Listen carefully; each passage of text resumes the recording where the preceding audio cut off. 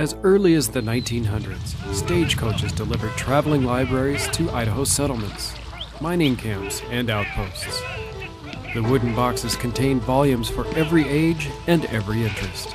The Traveling Library, the precursor to the Idaho State Library, was formed by the Columbian Club of Boise in 1899. The 1901 Idaho legislative session created the State Library with an annual operating budget of $3,000. Charged with organizing new libraries and improving existing ones, Idaho took pride in its state library services. The Traveling Library brought a civilizing and educational force to 51 settlements, including large towns like Boise, Moscow, and Pocatello, and small ones like Preston, St. Anthony, and Salmon. By 1904, 100 communities were receiving books. The 1920s saw Carnegie libraries built in Boise, Lewiston, Pocatello, Preston, Idaho Falls, Mountain Home, Caldwell, Nampa, Wallace, and Moscow. The Carnegie grants required local community support, much like private and federal library grants of today. Today, the mission of the Idaho State Library is exactly the same as it was back in 1901, and that is to ensure library services to the citizens of Idaho. Supported by state dollars, continuing education for rural librarians began as early as the 1930s, and it's still in demand today. I came in as a teacher. My background is in teaching, and so I don't have a lot of library background, and so their support has been invaluable in helping me to do a better job for my patrons.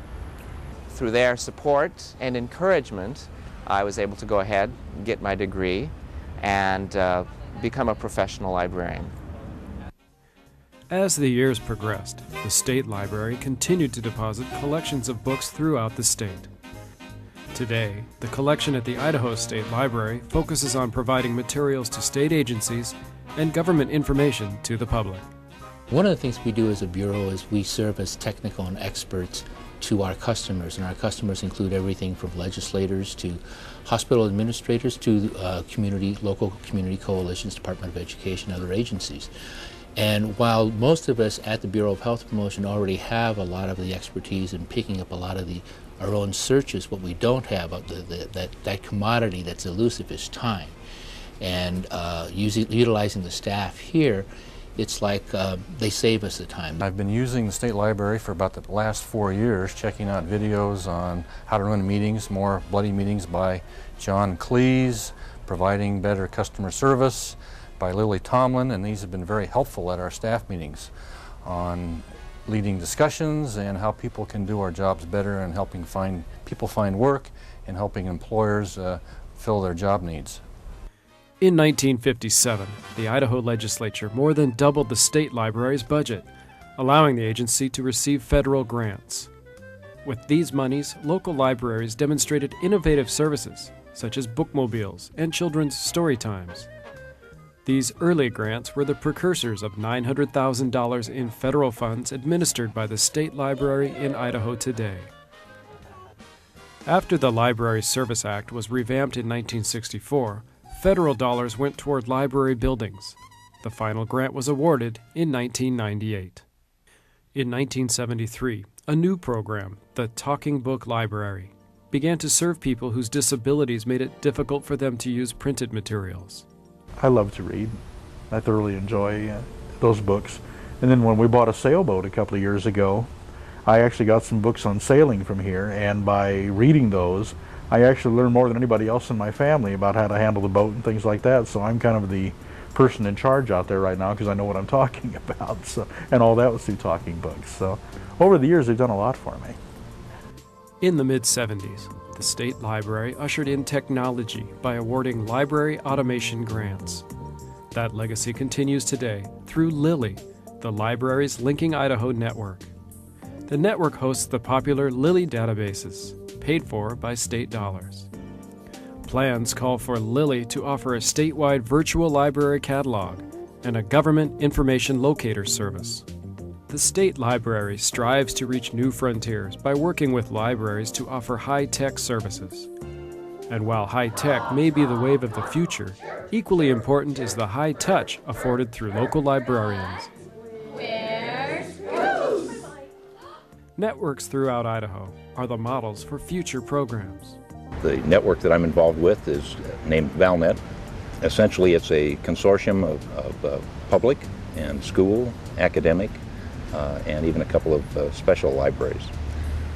There are 41 locations scattered through north-central Idaho and into southeastern Washington. I think that even the smallest elementary library in the most rural area has access to a collection of over 600 and some thousand items. We need to connect from the library out to all the areas where the classrooms, where the social studies, the science, whatever, so students can be in the science room and they can be accessing the library, or actually not only just the library, maybe, but accessing research material that might be at the local universities or from other libraries. There's this constant sharing back and forth of resources and sharing back and forth the knowledge that we have together. And I think what we found is that we provided one large union database for now slightly over 70,000 patrons. And I think that what they all find is they've found 40 library locations instead of just one. ValNet is a wonderful resource of thousands and thousands of materials for our patrons. We rarely, if ever, have to tell them we can't get something for them. What it is a commitment by a lot of dedicated professionals, about 150 different individuals in ValNet, who are all trying to bring better resources to every one of their patrons. The costs range amongst our libraries from possibly $1,200 per year for a very, very small library up to $12,000 or $15,000 a year for one of the larger units in the consortium. But I don't think that translates in any way to the kind of value that you get out of participating in an organization like ValNet. All that one has to do is to take a look at the resources that are shared. Over 50,000 books a year are delivered by our courier.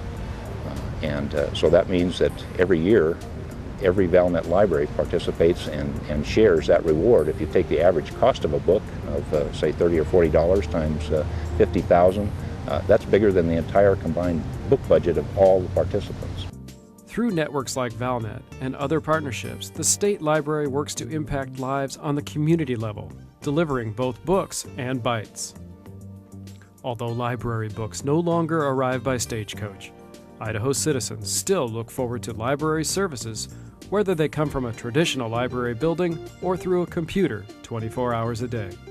And the State Library is prepared to take them into tomorrow as it continues to pioneer new frontiers.